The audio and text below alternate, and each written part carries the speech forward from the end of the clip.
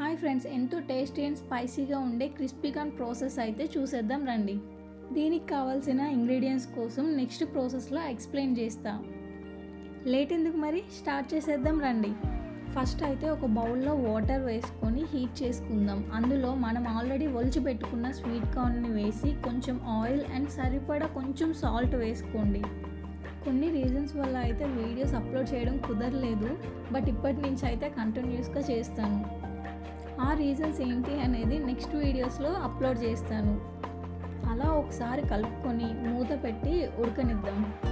మన sweet corn అయితే ఉడికిపోయింది. సో దీన్ని ఏదైనా హోల్స్ ఉన్న బౌల్లో వేసి వాటర్ అంతా పోయేంత వరకు ఉంచుకుందాం.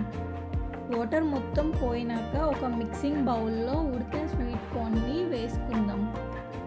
ఇక్కడ మీరు గుర్తుపెట్టుకోవాల్సింది ఏంటంటే దీంట్లో కొంచెం కూడా వాటర్ అనేది వేయొద్దు.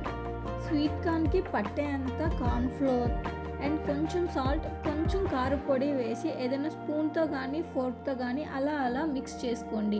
ఒకవేళ లైట్గా పిండి అనిపిస్తే కొంచెం పిండిని యాడ్ చేసుకోండి.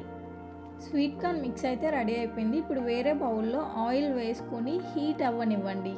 స్వీట్ కార్న్ మిక్స్ ఆయిల్లో వేసేటప్పుడు చాలా జాగ్రత్త, పేలుతూ ఉంటుంది. కొంచెం కలర్ చేంజ్ అయ్యాక తీసి వేరే బౌల్లో వేసుకొని అందులో కొంచెం కారం, సాల్ట్, మిరియాల పొడి, ధనియాల పొడి వేసుకొని బాగా మిక్స్ చేయండి. ఎంతో టేస్టీ అండ్ స్పైసీగా ఉండే క్రిస్పీ కార్న్ అయితే రెడీ అయిపోయింది. ఈ వీడియో మీకు నచ్చినట్లయితే లైక్ చేసేసి అండ్ మీ ఫ్యామిలీ అండ్ ఫ్రెండ్స్కి కూడా షేర్ చేసేయండి. లేట్ ఎందుకు మరి, ఇట్లు మీ కోడలి పిల్ల.